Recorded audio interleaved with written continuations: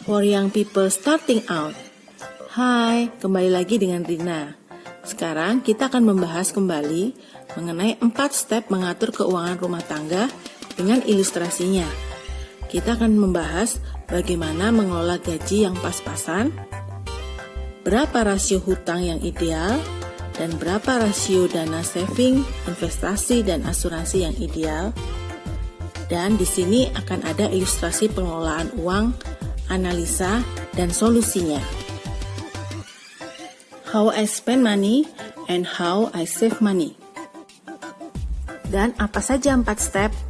1. Hitung semua pendapatan. 2. List pengeluaran dan buat prioritas. 3. Alokasi dana saving, investasi, dan asuransi.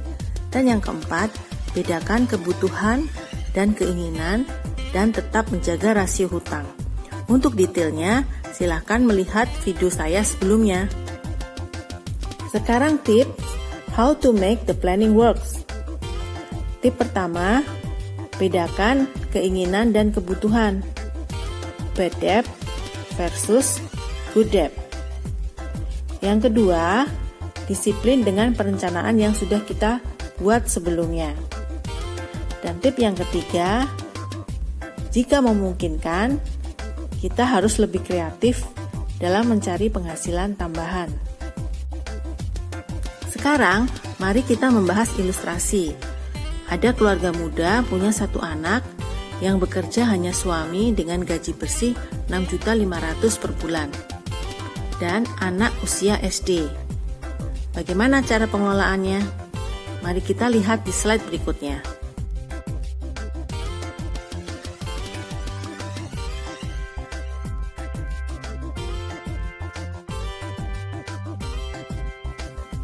Setelah kita melihat pengelolaan keuangan, mari kita membuat analisa. Pertama, untuk rasio hutang atau debt ratio, total hutang dibagi total pendapatan dikali 100%, diketahui rasio hutangnya adalah 32%. Idealnya, rasio hutang tidak lebih dari 30% dari penghasilan tetap. Dan analisa yang kedua, mari kita lihat dana saving, investasi, dan asuransi. Di sini kita bisa melihat bahwa dana-dana tersebut lebih baik ditingkatkan, karena setidaknya keluarga kecil ini harus bisa mengalokasikan dana tersebut sebesar 25% dari total penghasilan. Sekarang mereka baru bisa mengalokasikan sekitar 9,2%. Setelah kita melihat analisa di slide sebelumnya, apa yang bisa disarankan? Yaitu menurunkan debt ratio atau rasio hutang dan meningkatkan dana saving, investasi, dan asuransi dengan meningkatkan penghasilan. Istri bisa juga membantu suami untuk bekerja untuk dapat meningkatkan penghasilan rumah tangga. Dan bagaimana caranya? Kita bisa melihat alternatif-alternatif di slide berikutnya.